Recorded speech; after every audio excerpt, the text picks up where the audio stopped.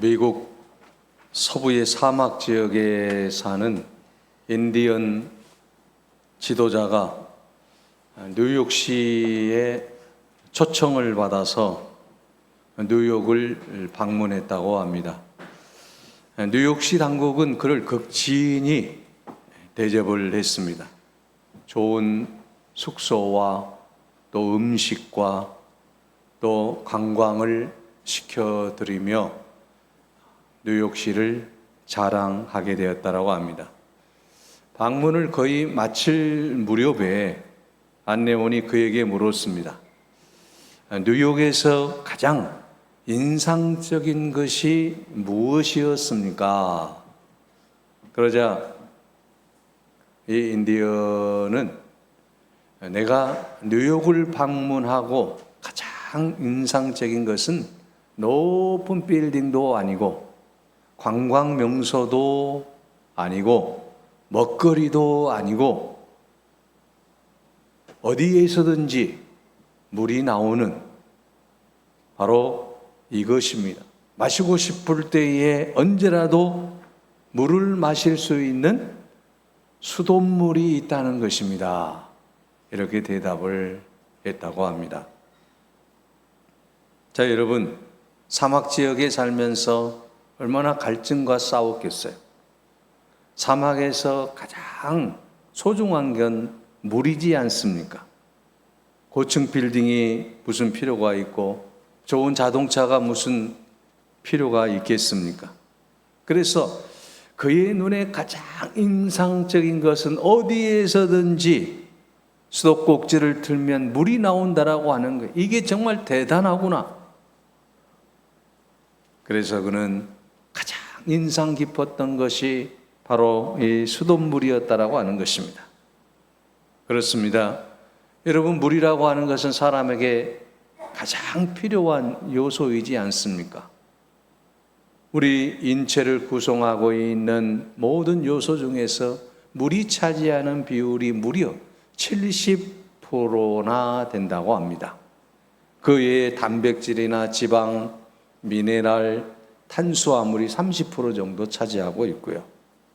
그러므로 이 물이라고 하는 것은 우리 몸에 있어서 가장 필수적인 거라고 하는 거죠. 우리 몸에 물이 여러분 2%만 부족하면 탈수 현상이 일어나게 되고 3%가 부족하게 되면 생명의 위협을 느끼게 되어 있어요. 그래서 여러분, 물을 마시는 거 아니겠습니까? 더더욱이 무더운 여름철에 물이 없다고 생각해 보십시오. 우리는 살아갈 수 없는 것 아니겠습니까? 이처럼 이 소중한 물은 지구에도 지구 표면의 4분의 3을 차지하고 있습니다. 그러므로 여러분, 물이라고 하는 것은 우리 인간의 삶에 있어서 가장 중요한 것이기 때문에 하나님께서 이 세상을 창조하실 때도 물을 이제 4분의 3이나 만들어냈다라고 하는 것이죠. 이처럼 여러분, 물은 이 지구상의 모든 생명체를 살리는 그러한 도구라고 하는 것이죠. 그러므로 여러분, 우리는 물과는 떨어져 살 수가 없어요. 물을 떠난 물고기가 살 수 없는 것처럼 여러분, 오늘 우리도 물을 떠나서는 살 수가 없습니다. 그러므로 오늘 주님께서 우리에게 물의 소중함을 지금 말씀하고 있는 거예요. 여기서 말하는 물은 일반적인 물을 말하는 것은 아닙니다. 오늘 하나님의 말씀을 보십시오. 오늘 본문의 말씀에 보게 되면 생명의 생수를 마셔라. 마시고 난 다음에는 그러면 어떻게 해야 되느냐? 이것을 흘려 내보내라. 오늘 본문의 말씀 요한복음 이제 7장 37절을 보십시오. 예수께서 서서 외쳐 이르시되 누구든지 목마르거든 내게로 와서 마셔라. 누구든지입니다. 모든 사람들을 초청하고 있습니다. 목마른 자에게, 인생의 목이 마른 자들에게 내게로 와서 마시라고 주님께서 초청하고 있다라고 하는 것입니다. 주님은 목마른 인생들에게 생수를 마시라고 말씀하고 있습니다. 이 생수를 마신 자만이 영원히 살 수 있기 때문입니다.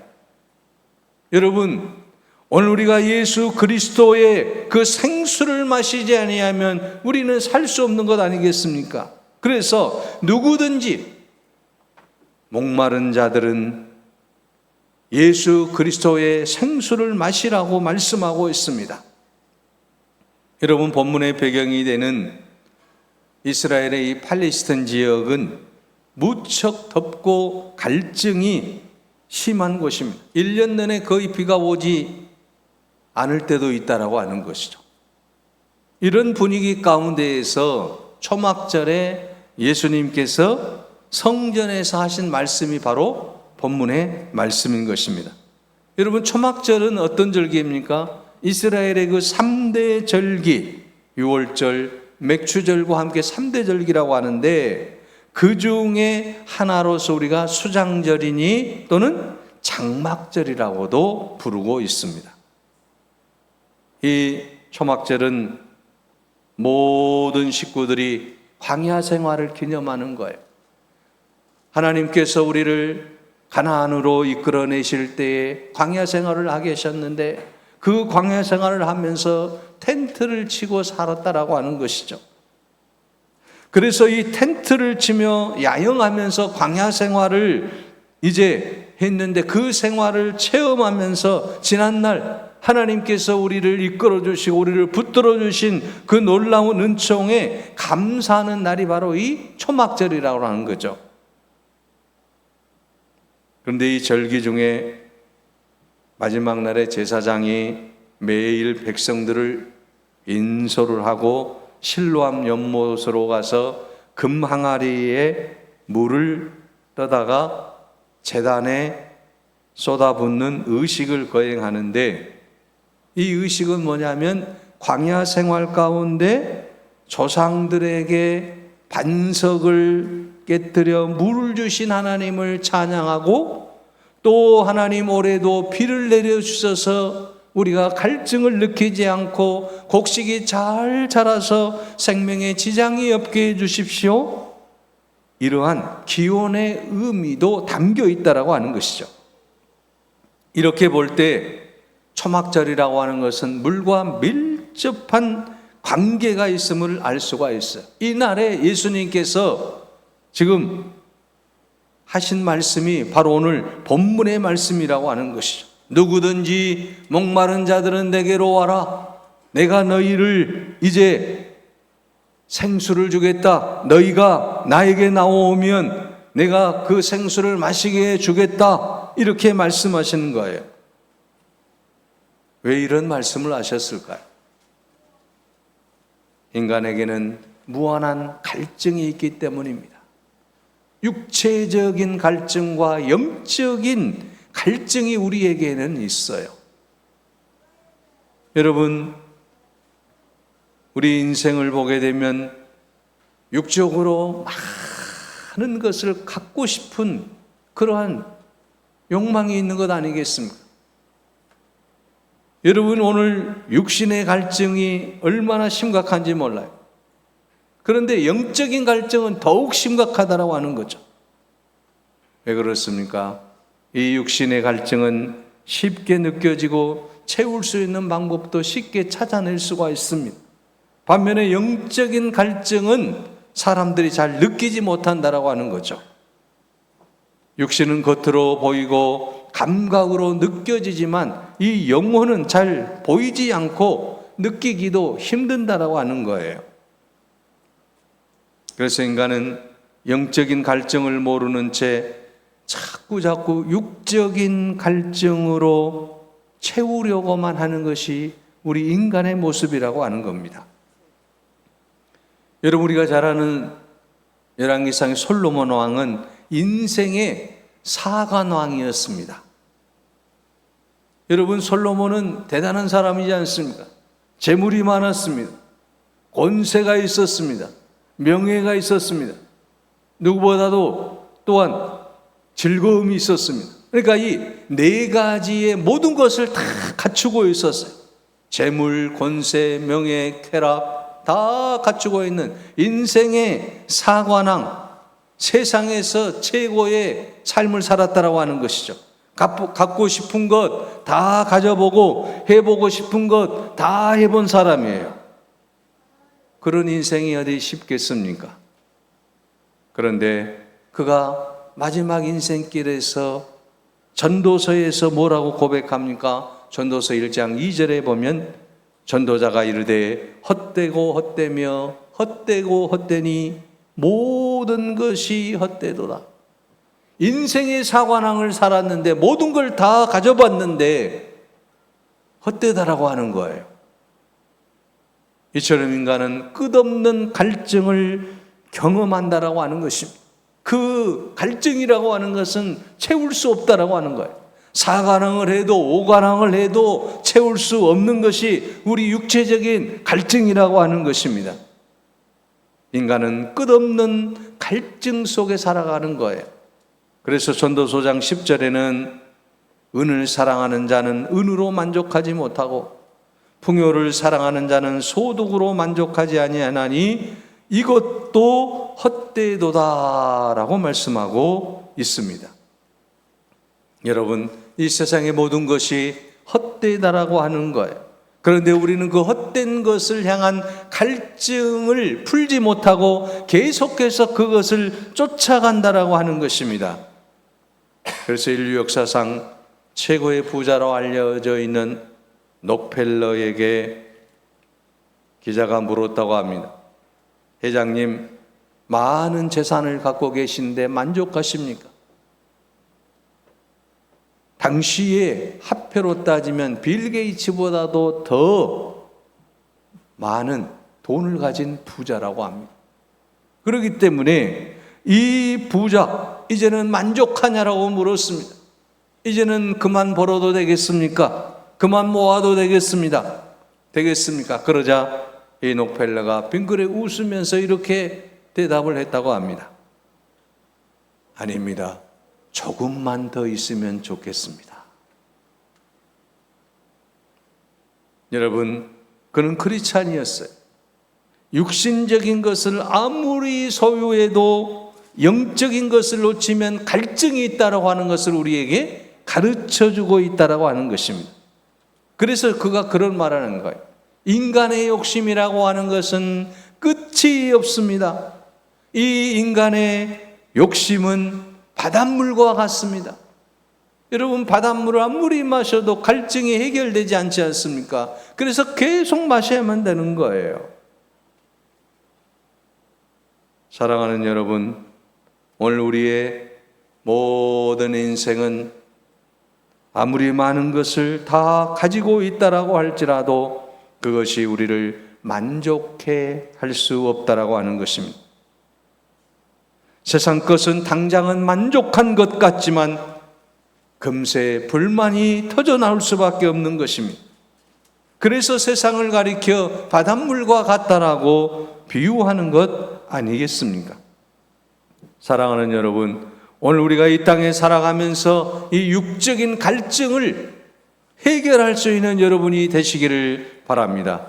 이 육적인 갈증이 해결될 때 영적인 갈증도 해결될 줄로 믿습니다. 그래서 아모스 선지자는 아모스 8장 11절에 주 여호와의 말씀이니라 보라 날이 이를지라 내가 기근을 땅에 보내리니 양식이 없어 주림이 아니고 물이 없어 가람이 아니요 여호와의 말씀을 듣지 못한 기갈이라고 말씀하고 있습니다. 하나님의 말씀 앞에 우리가 나오지 못하면, 하나님의 말씀으로 우리가 만족하지 못하면 우리의 육신은 만족함이 없습니다. 우리의 영혼도 만족함이 없습니다. 여러분, 영적인 갈증을 해결할 수 있는 방법은 하나님의 말씀을 들어야 된다라고 오늘 본문에서도 말씀하고 있는 것 아니겠습니까? 그래서 예수님께서 누구든지 목마르거든 영적인 목이 마른 자, 육적인 목이 마른 자 다 내게로 오라. 그리고 마시라고 말씀하고 있는 것 아니겠습니까? 다윗도 그런 육적인 갈증 때문에 그가 시편 63편 1절에 말합니다. 하나님이여 주는 나의 하나님이시라. 내가 간절히 주를 찾되 물이 없어 마르고 황폐한 땅에서 내 영혼이 주를 갈망하며 내 육체가 주를 앙모하나이다 라고 말씀하고 있습니다. 여러분, 오늘 우리의 목마른 영혼을 채워줄 수 있는 분은 오직 예수 그리스도 한 분뿐인 줄로 믿습니다. 영혼의 갈증을 채울 수 있는 유일한 방법이 무엇입니까? 바로 그것은 예수 그리스도 앞에 나오는 것입니다. 예수 그리스도 안에 거하는 것입니다. 예수 그리스도의 말씀을 우리가 먹고 배부를 때에 우리의 영혼의 갈증과 또한 우리의 모든 육적인 갈증을 다 해결하게 될 줄로 믿습니다. 그래서 오늘 본문 말씀에 다 내게로 오라. 그리고 이제 생수를 마시라고 말씀하고 있지 않습니까? 누구든지 목마르거든 내게로 와서 마셔라. 38절에 나를 믿는 자는 성경의 이름과 같이 그 배에서 생수의 강이 흘러나오리라고 말씀하고 있습니다. 여러분, 예수 그리스도께서 오늘 우리들에게 주신 말씀이 무엇입니까? 38절에 보면 나를 믿는 자는, 예수 그리스도를 믿는 자는 그 배에서 생수의 강이 흘러나오리라고 말씀하고 있습니다. 배는 무엇을 뜻하고 있습니까? 우리의 영혼, 심령을 뜻하고 있는 겁니다. 생수는 예수님이 이제 예수 그리스도를 믿는 자에게 부어주시는 성령을 가리키고 있습니다. 자, 여러분, 38절에 이는 그를 믿는 자들이 받을 성령을 가리켜 말씀하신 것이라고 말씀하고 있지 않습니까? 그러므로 여러분, 오늘 본문에서 예수님께서 내게로 와서 마시라, 이제 그리고 그 마신 것을 어떻게 하라고요? 흘러보내라, 지금 말씀하고 있는 것 아니겠습니까? 예수 그리스도의 말씀을 우리가 의지하고 성령 충만하게 되면 이제 우리는 생명의 생수를 마시게 되고 육적인 갈증과 영적인 갈증이 해결이 되고, 그리고 이제는 그 아름다운 생수를 흘러보낼 수 있는 놀라운 축복까지 얻게 될 줄로 믿습니다. 이제 여러분, 우리의 삶을 통해서 세상 끝날까지 생수의 강이 흐를 수 있도록 우리가 최선을 다해야 될 줄로 믿습니다.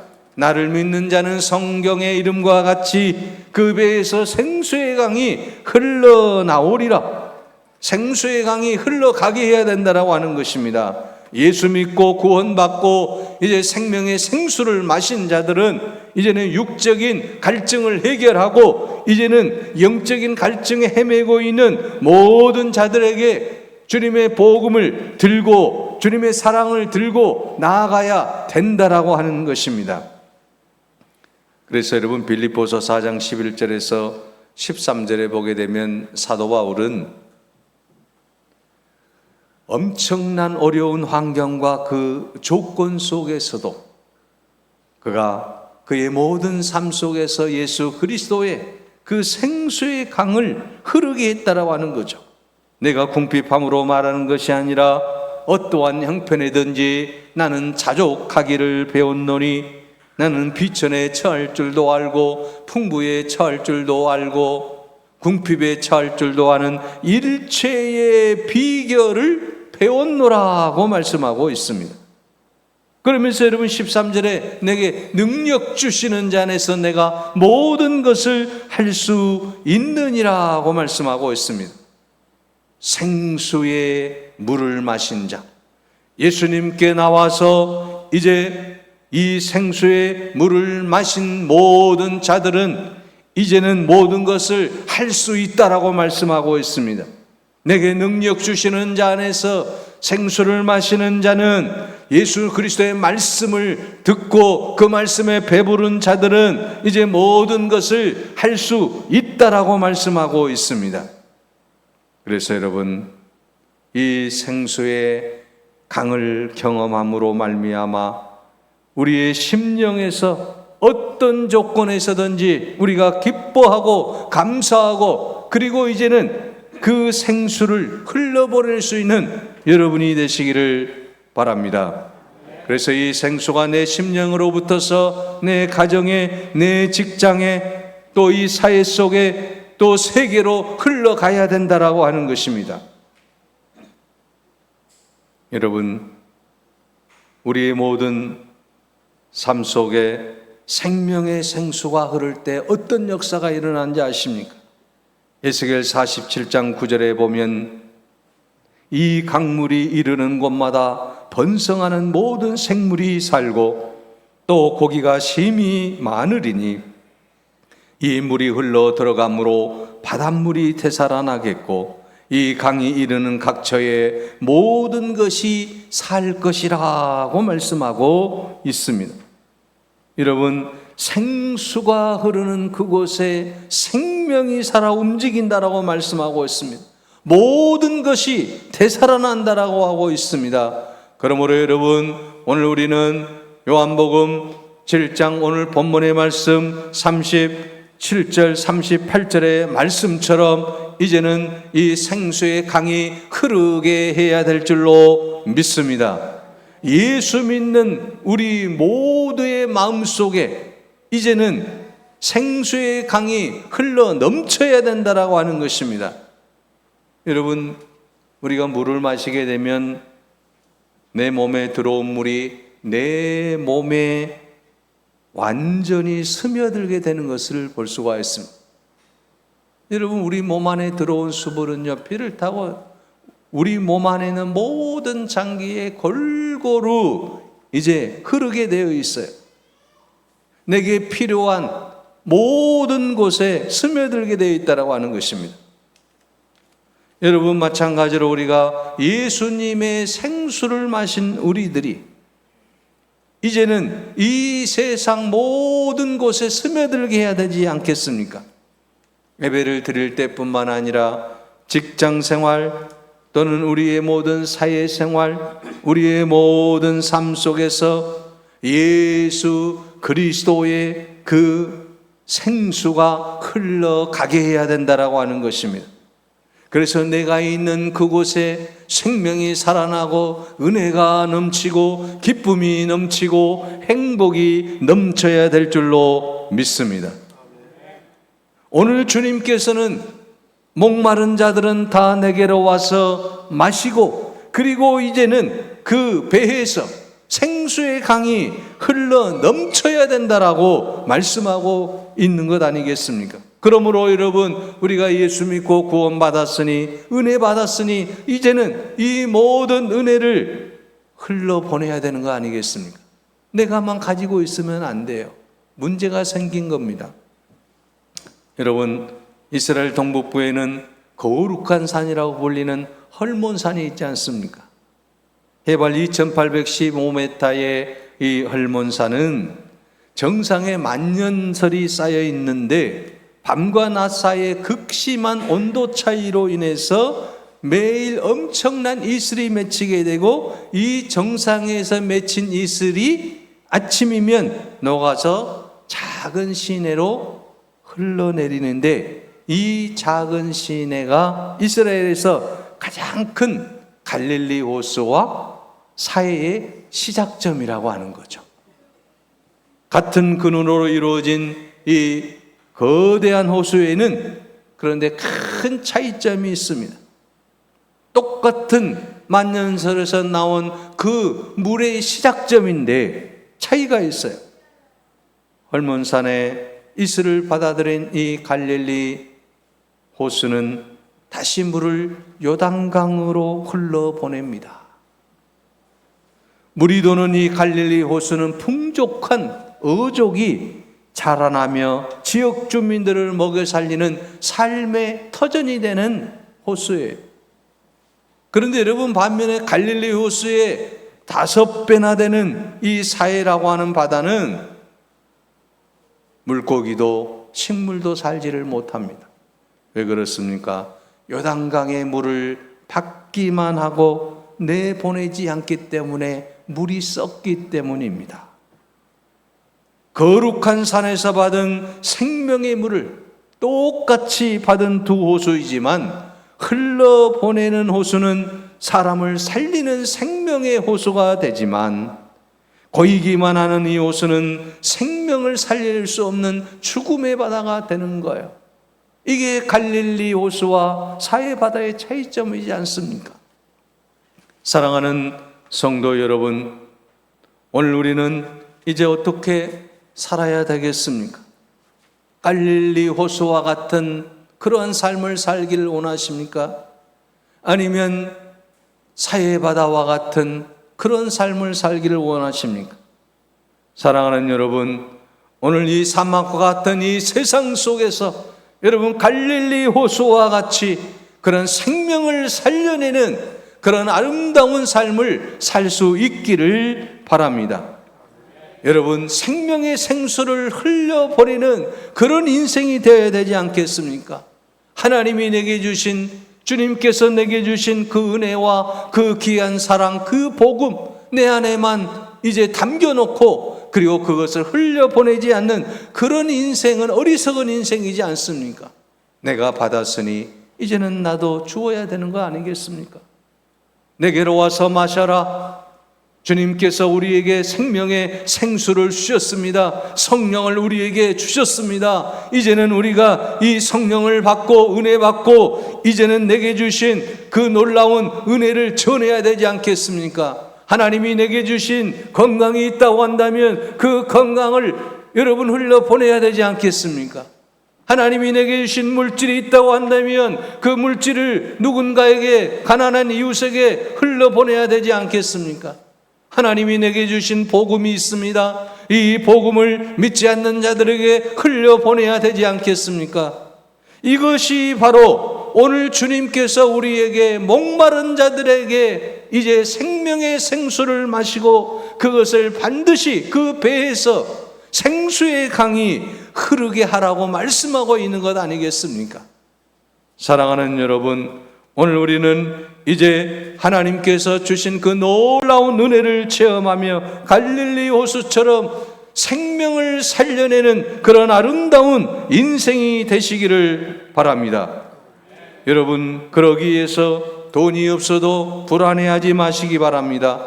병들어도 위축되지 마시기 바랍니다. 실패해도 두려워하지 마시기 바랍니다. 생수의 강 되시는 예수님이 나와 함께 하시겠다라고 말씀하셨고 내게 능력 주시는 자 안에서 내가 모든 것을 할 수 있느니라 말씀하셨기 때문에 그 말씀을 붙잡고 이제 이 세상 모든 사람들에게 예수의 사랑의 샘물을 흘려보낼 수 있기를 바랍니다. 복음의 샘물을 흘려보낼 수 있기를 바랍니다.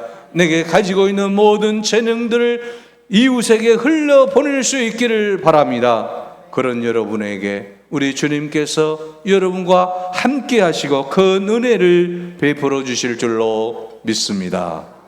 기도하겠습니다. 사랑의 하나님, 생명의 생수를 마신 자는 그 생명의 생수를 흘려보내야 된다 말씀하셨사오니 우리에게 주신 귀한 은혜, 건강, 물질, 재능 다 흘려보낼 수 있는 은혜의 삶을 살게 하여 주시옵소서. 아버지 하나님, 주님께서 우리에게 큰 은혜를 베풀어 주시고 아버지 하나님, 주의 놀라운 은혜 안에 거하게 하셨사오니 이제는 주님이 주신 그 모든 은혜와 그 귀한 사랑과 그 귀한 건강과 물질을 이웃들에게 흘려보내므로 주님의 사랑을 모든 사람들에게 알려주는 생명의 강이 되게 하여 주옵소서. 날마다 우리의 모든 삶을 지켜주시고 이끌어주시는 예수님의 이름으로 기도하옵나이다. 아멘.